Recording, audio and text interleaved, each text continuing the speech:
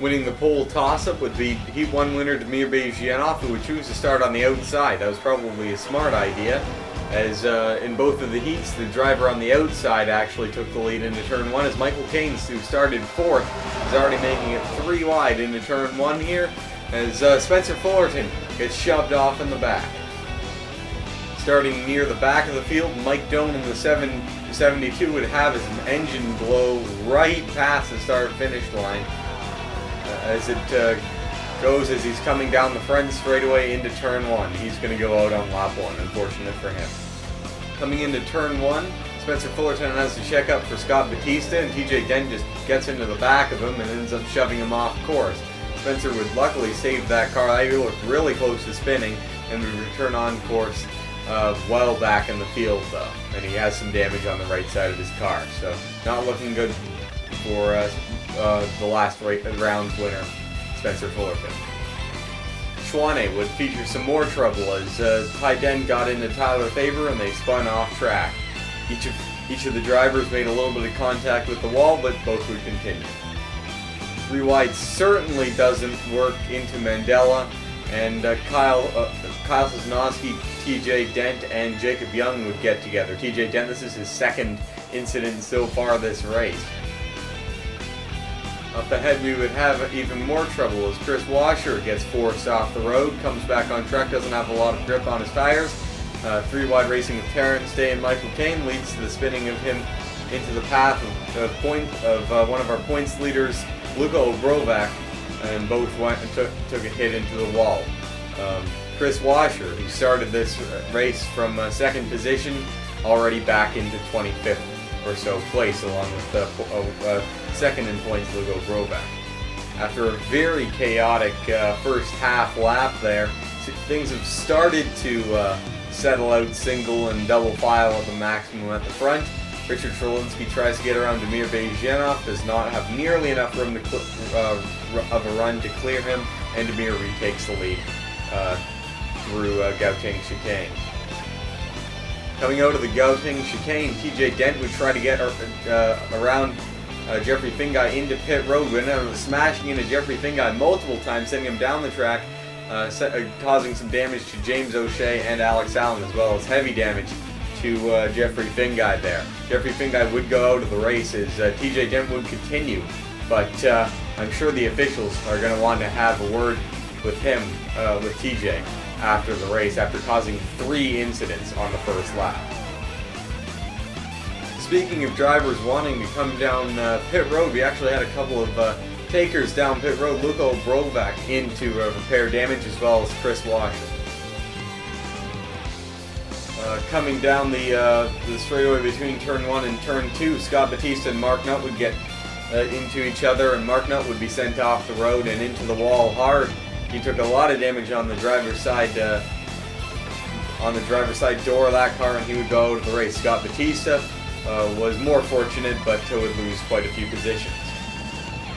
After the first couple of laps, the top 4 seemed to have separated themselves from the rest of the main field. Damir Bejyanov still leads, Richard Trelinsky in 2nd, Matthew Nicholson in the 66. He hasn't spent a lot of time up front this year, but he's in 3rd, and Andreas Allen, another veteran, trying to make his move into 3rd place now around the 66 of William Nicholson. So far, 3 of the top 4 and 4 of the top 5 actually have won races this year or are veterans.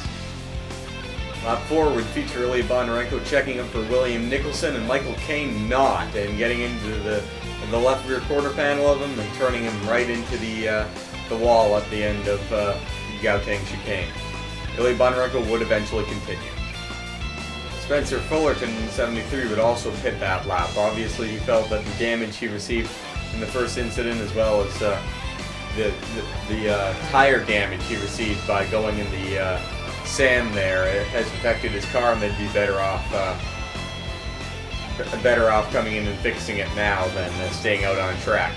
As about 5 or so seconds behind the lead group, where the top 5, as well as Terrence Day, who joined that group to make it a top 6, currently reside. We have a second pack consisting of some of the drivers that have really worked their way through the field so far this race. Kyle Sosnowski, Alex Tanker, Gerald Reddington, 28th place up into the top 10 in the opening laps. Matthew Stringer up from midfield.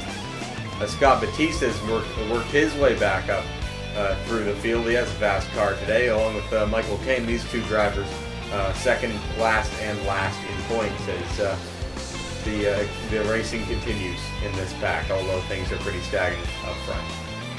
Second place would change hands on lap number 6. Richard Trelinsky tried to get around on the inside of Mirvej Jenov through Chwane and Mandela, but wasn't able to do so. Andreas Allen sweeped around the outside of him into turn 5, and through turn 6, Andreas is going to hold the spot. Terrence Day has made his way up into the top 3 so far today. He started relatively poorly, but thus far he's been very strong, worked his way up into this top 6 main group here, and is not satisfied with third, that's for sure. He sweeps around the outside of Andreas Allen through turn 10, and he has his eyes set on Damir Bezhianov, who's led all 7 of the laps so far in this race. On lap 8, the field would catch up to Alex Allen, the first lap car they've encountered thus far in the race. I'm surprised they caught him so early, but he had to make a pit stop, and he's not running particularly fast. The top 2, Damir Bezhianov and Terrence Day, would not have too much trouble getting around him. Neither would Matthew Nicholson, although everyone else seems to be having a little bit more trouble trying to fight with him over it than the top 2 did, as Terrence Day took a look on the inside there and figured out he couldn't get anything done without wrecking the 2 of them, which I'm sure he did not want to do this early in the race, and they continue 1-2 for now. Terrence Day is certainly not done trying. He gets to the inside of Damir Bezhianov in turn 5, has to check up. Damir washes up a little bit. He has to get back down, squeezes Terrence a little bit through turn 5. Terrence trying to get around on the outside. Damir too strong, clears him off at 6. Terrence immediately retries to take his lead. He would not be able to do so this lap. Trouble would occur on lap 9. William Duncan checked up to not make contact with Alex Allen. Pichu London got into the back of him, spinning him. Pichu London and Go to Honecker collected. Pichu London paid the price from that definitely, as he got quite a bit of damage. William Duncan, though, got a good piece into Go to Honecker, an innocent victim there. As we begin to close up on green flag pit stops, the battle for second on back still is definitely not finished as Matthew Nicholson sweeps around the outside of Terrence Day with a run through Mandela, and Richard Trelinsky will also move up into third, as Gerald Reddington in the 12 has actually made his way up into, I think, 7th position now. Impressive run for him. This lap 10, marking the halfway point of the race, Terrence Day would dive into pit lane. Terrence definitely on a different schedule than everyone else in the field. He may have some trouble, as although this track is very twisty and turny, there are quite a few straightaways where he could have benefited from being with another driver. Lap 12 would feature several of the leaders coming in: Damir Bezhianov, Richard Trelinsky, Andreas Allen, Gerald Reddington, Alex Tanker, Michael Cain, Mark Nutt, Johnny Appleseed, and Matthew Stringer, along with Scott Batista. The cars that did stay out on track were usually held up a little through Gauteng chicane by the slowing pitting traffic. This would give the 66 of Matthew Nicholson the lead. That would be the first lead change of this race, as we're already more than halfway through it. It'll be interesting to see which pit strategy will pay off for these guys, as Skylar Dixon moves up into second place. On lap 13, all the other drivers that hadn't already pitted would come in: Matthew Nicholson, Skylar Dixon, Kyle Sosnowski, Sawyer Girl, Luke Walker, Paul Swanson, and any other drivers out on the track. There was only 7 that hadn't come in at this point out of the top 17, as Carlin Duming's the last one to come in. Matthew Nicholson and Skylar Dixon are the first drivers back out on track. Skylar gives Matthew Nicholson a bump to get him going. He was very slow off the pit lane, as these two are going to merge right in front of Damir Bejianov. The lead pack now reduced to just 3.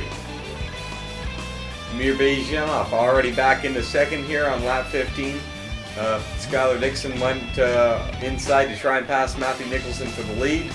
Damir Bejianov would, however, go with Matthew Nicholson and would sweep around the outside of him through the series of corners that we were just going through.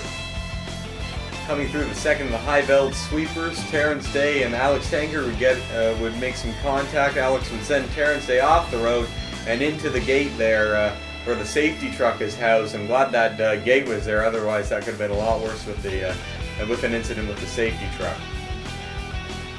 Meanwhile, back out front, Skylar Dixon would get it to the inside of Matthew Nicholson coming into turn 11, would dive it in there. Can he clear him? Yes, he can. Skylar Dixon, the third different leader of this race, has become to just 4 laps to go. Coming down into turn 11, Damir Bejianov would dive bomb Matthew Nicholson. Oh, Skylar Dixon slowing. Skylar Dixon's blown a tire. He's holding up Matthew Nicholson right now. Skylar Dixon, that's his race ruined. Skylar Dixon's going to take a huge hit in the points, especially if Damir stays where he is right now, as Skylar is going to have to come into the pits, and he's going to come out around 17th position. It's barely going to give him any points at all compared to Damir, where he's going to finish in the top 2, it looks like, right now, if he stays where he is and, well, doesn't have any mechanical problems. Matthew Nicholson's got a lot of work to do if he's going to catch up to Damir Bejianov in the remaining laps, as this may actually help the second pack that is going to be drafting together to catch these two. Damir Bejianov is going to be coming to the white flag this time by, but Matthew Nicholson is coming and in a hurry. Matthew Nicholson going for his first race of the year. He's right on the back bumper of him into turn 11. Through Gauteng chicane, we're going to have 1 lap to go. As they come into Chwane, Matthew Nicholson still hasn't made his move. He's waiting for the perfect moment. Mandela may be the best spot. Damir runs a bit wide. Matthew Nicholson coming on the outside into turn 5. Turn 5's been one of the best places to pass so far today. Matthew Nicholson coming around the outside, nearly clear of him. Damir trying to squeeze him down into turn 6. Damir holding on the outside. Matthew Nicholson missed a gear or something there. Matthew Nicholson falls way back from Damir's back bumper. This is exactly what Damir wanted. Matthew Nicholson made a rookie mistake and spun his tires or something off of that corner because he lost a lot of ground. In the end, no one would have enough to catch Damir Bejianov in the time remaining, and Damir Bejianov would come down to the start-finish line to win his second his second round of this year. Damir Bejianov on fire this year, 3 heat wins, 2 features, one of them being the endurance race earlier this year and now today. Both of them on road courses, and both of them by leading, coming to the white flag and somehow holding off the drivers behind him. Matthew Nicholson in the 66 made a rookie mistake there coming through turn 6, and he's going to pay for the price from it, finishing second. Still a great run for him for a change. Gerald Reddington, given another lap or 2, I believe he would have been able to challenge Damir Bejianov for the lead. He finishes 3rd. Richard Trolinsky got shuffled back after a mediocre pit stop, and he would eventually finish 4th though. Sawyer Grohl in the 01 would finish in the 5th spot, another good top 5 for that team. Koslasnowski in the 7th would finish in 6th place. Andreas Allen in the 39 in 7th. He had a pretty good car all day. Not so much could be said for his teammate, but still a nice run for him. Alex Tanker in the 19 finishes 8th after being involved in, I think, an incident on the first lap. Luke Walker in the 100 would come across the line 9th, and Johnny Appleseed in the 00 would round out the top 10 with his teammate Matthew Stringer right behind him.